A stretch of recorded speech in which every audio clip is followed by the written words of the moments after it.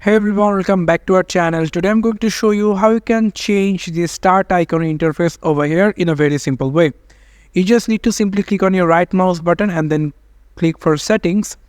And after that you just need to go for the personalization, click on that.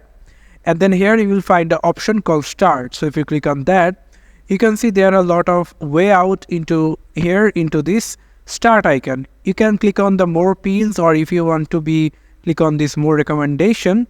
The start icon looks like this one. You can see lots of recommendations, but if you just want to click on this more pins one, then there will be the pins one will be more.